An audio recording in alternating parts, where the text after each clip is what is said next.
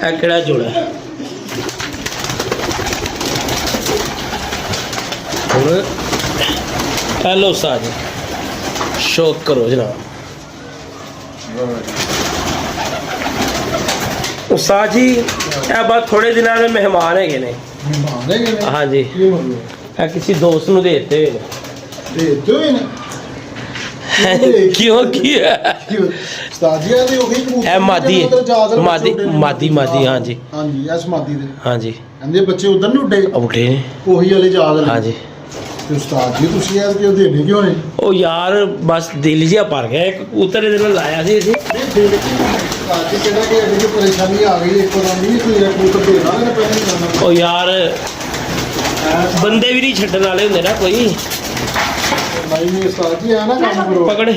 परना थोड़ी तो परना थोड़ी आराम से पकड़ ए उस्ताद जी इहदे नाल लाया जी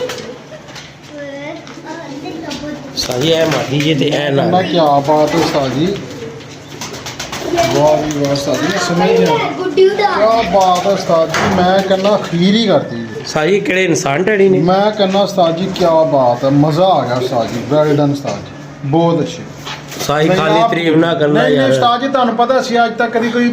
ਜਿਹੜਾ ਦੇਖੋ ਮੇਰੀ ਗੱਲ ਸੁਣੋ ਉਸਤਾਦ ਜੀ ਜਿਹੜੀ ਚੀਜ਼ ਤਾਰੀਫ ਦੇ ਕਾਬਿਲ ਹੁੰਦੀ ਹੈ ਨਾ ਆਪਣੇ ਆਪ ਤਾਰੀਫ ਨਿਕਲਦੀ ਹੈ ਮੂੰਹ ਇਹਦੀਆਂ ਪੱਠੀਆਂ ਪੱਠੇ ਉੱਤੇ ਵੀ ਨੇ ਬਿਲਕੁਲ ਉਸਤਾਦ ਜੀ ਮੈਂ ਸਮਝ ਲੱਗ ਗਈ ਮੈਨੂੰ ਇਹ ਕਬੂਤਰ ਤੇ ਤੁਹਾਡਾ ਬਹੁਤ ਤਗੜਾ ਕਬੂਤਰ ਹੈ ਤੇ ਉਸਤਾਦ ਜੀ ਇਹ ਤੁਸੀਂ ਕਬੂਤਰ ਵੇਚ ਰਹੇ ਹੋ ਨਹੀਂ ਕਿ ਦੇ ਰਹੇ ਹੋ ਗਿਫਟ ਜਾ ਰਹੇ ਹੋ ਓਏ ਗਿਫਟ ਜਾ ਰਹੇ ਬਈ ਕੀ ਕਰ ਰਹੇ ਹਾਂ ਜੀ ਉਸਤਾਦ ਜੀ ਦੇਖੋ ਮੇਰੀ ਗੱਲ ਸੁਣੋ ਮੈਨੂੰ ਨਹੀਂ ਲੱਗਦਾ ਇਹ ਕਬੂਤਰ ਗਿਫਟ ਦੇਣ ਵਾਲੇ ਹੈਗੇ ਨੇ ਨਹੀਂ ਕੀ ਉਸਤਾਦ ਜੀ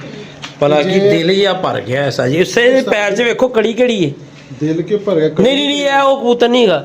ਉਹ ਕਬੂਤਰ ਉਹ ਜਿਹੜਾ ਮੈਂ ਤੁਹਾਨੂੰ ਵਿਖਾਣਾ ਹੈ ਜਿਹੜਾ ਉਸ ਮਾਦੀ ਨਾਲ ਲੱਗਾ ਇਹ ਪਕੜੇ ਕਬੂਤਰ ਤੇ ਬਹੁਤ ਤਗੜਾ ਹੈਗਾ ਉਸਤਾਦ ਜੀ ਇਹ ਦੋ ਭਰਾ ਹੈਗੇ ਸਨ ਇਹ ਇੱਕੋ ਘਰੋਂ ਆਏ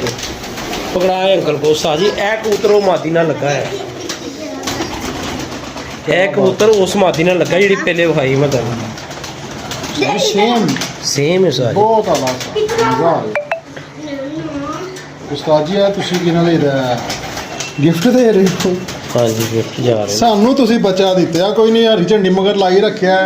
ਹੁਣ ਤੇ ਆਂਗਾ ਚਲੋ ਸਾਈ ਹੁਣ ਅੱਗੋ ਤੇ ਗੱਲ ਹੈਗੀ ਹੈ ਜੇ ਤੁਸੀਂ ਕੋਈ ਐਸੀ ਵੈਸੀ ਗੱਲ ਹੈਗੀ ਹੈ ਤੇ ਵੀ ਮੈਨੂੰ ਨਹੀਂ ਪਤਾ ਤੁਸੀਂ ਕੀ ਕਰਨਾ ਹੈ ਦੇਣਾ ਹੀ ਨਹੀਂ ਜਿਸ ਕੋ ਵੀ ਕਰਨਾ ਹੈ ਨਹੀਂ ਯਾਰ ਸਾਥ ਦਿਲ ਜੇ ਭਰ ਗਿਆ ਮੈਂ ਤਾਂ ਤੁਹਾਨੂੰ ਇਹੀ ਕਹਾਂਗਾ ਜੇ ਤੁਹਾਨੂੰ ਕੋਈ ਪੈਸੇ ਪੂਸੇ ਦੀ ਜ਼ਰੂਰਤ ਹੈ ਮੇਰੇ ਕੋਲੋਂ ਲੈ ਲਓ ਮਿਹਰਬਾਨੀ ਸ਼ੁਕਰੀਆ ਤੁਹਾਡੀ ਮੁਹੱਬਤ ਹਾਂਜੀ ਇਹ ਕਬੂਤਰ ਨਾ ਦੇਣਾ ਉਸਤਾਦ ਜੀ ਮੈਂ ਤੁਹਾਨੂੰ ਦੱਸ ਦਿਆਂ ਉਹ ਯਾਰ ਫੇਰ ਬਣ ਜਾਣਗੇ ਨਹੀਂ ਉਸਤਾਦ ਜੀ ਫੇਰ ਬਣਨਾ ਬੜਾ ਮੁਸ਼ਕਲ ਹੁੰਦਾ ਉਹ ਫੇਰ ਬਣ ਜਾਣਗੇ ਤੁਹਾਨੂੰ ਮੈਂ ਲੈ ਕੇ ਵੀ ਜਾਣਾ ਤੁਹਾਨੂੰ ਮੈਂ